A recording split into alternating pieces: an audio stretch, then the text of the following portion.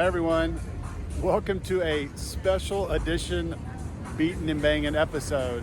And this is a special edition because as you can see, I'm not in my studio clearly, I'm at a Raising Cane's chicken finger restaurant in Daytona Beach, Florida.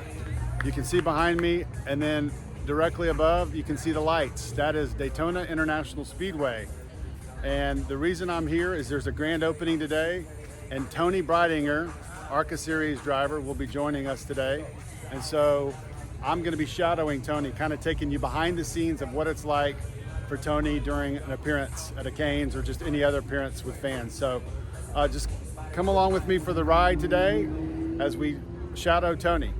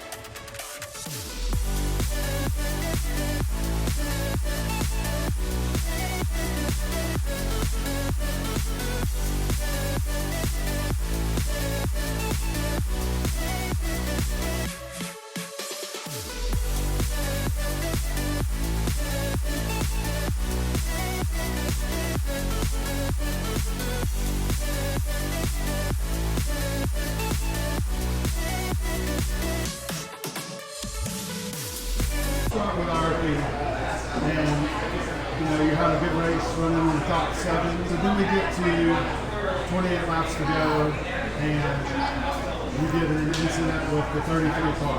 So talk to me about what happened there.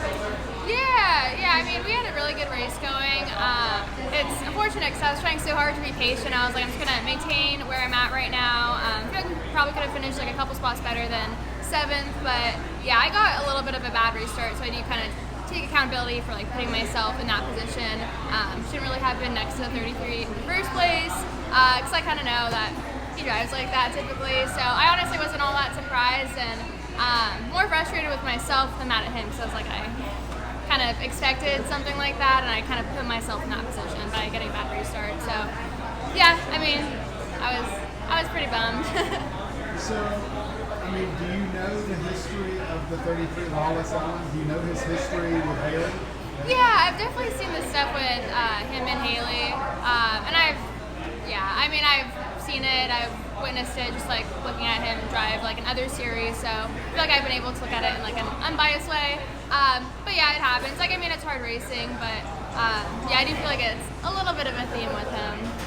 Well, and so we talked about in March on that Zoom call about aggressive driving, and you said that some guys get triggered when we're talking about aggressive driving from the women, but it happens from the men. So Kenny Wallace back then talked about Hailie Deegan, and he had interviewed about Hailie, and so that's when we talked about it. Now Kenny has talked on his podcast or on his Twitter this week about what happened, and he said you just flat got dumped. Yeah. So, I mean, talk to me about that, because this is the second time you and I talked, and it's been on weeks where we talked about aggressive driving against women. So talk about that. Yeah, I mean, I'm all good when people will drive me aggressively. I mean, I appreciate when people race me hard and treat me as an equal, but I feel like there is some instances where I'll see, some guys racing the girls a little bit harder, and I think if, you're dumping them, then that kind of crosses that line of being aggressive versus just really kind of driving in over your head. So yeah, it's kind of like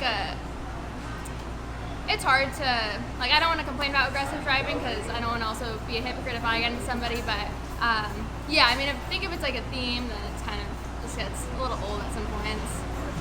So, you know, Hailie is now out of the ride. And so it's you and Amber are basically the only two female drivers in the top 4 series. So talk to me about kind of the feel for that, because you have a responsibility with all these young women out here that see you and know that this is what I can aspire to be. So talk to me about the role that you feel like you're feeling now that Hailie's not in the truck or the Xfinity Series. Yeah, it's disappointing because I was like, I've been like, oh, there's like, you know, 3 of us girls like running a full season in NASCAR, and now it's 2 of us. Hopefully Hailie gets her ride back. But yeah, kind of like disappointing. I hate to see that. Yeah, so I was pretty bummed for her. And then, I don't know if you saw Kevin Harvick's comments last week, but did you see him about Hailie where he said that her bad career move was leaving the Toyota development program? Yeah. And you're in that program. And he talked about how they have patience, they're willing to work with their drivers, whereas Ford and Chevy, they don't have those programs. So kind of talk to me about being in the TRD, the program, and what it's like been like for you. Yeah, it's been amazing working with Toyota. They definitely really care about developing their drivers. And I feel like they have like a great kind of system that they have in place to help us develop on like the racing end, but also like the physical aspect of things like off the track too. So yeah, they have like a really great program for us, and I do think that, yeah, I don't think I would be where I am as a driver without them for sure. And then last thing, Toni, is we talked back then about we had some Cup Series sponsors that had kind of reached out. So do we have anything like thinking about 2025? Do we have any breaking news that we're going to share about what the plans are? Are we going to run another season of ARCA, or do we make more races in the Truck Series? Yeah, everything's kind of coming together for next year. We have some exciting stuff that we're announcing in the next few weeks. So yeah, I feel like everything's kind of aligning, so I'm excited. And then here, Raising Cane's, Yeah. you're at a restaurant.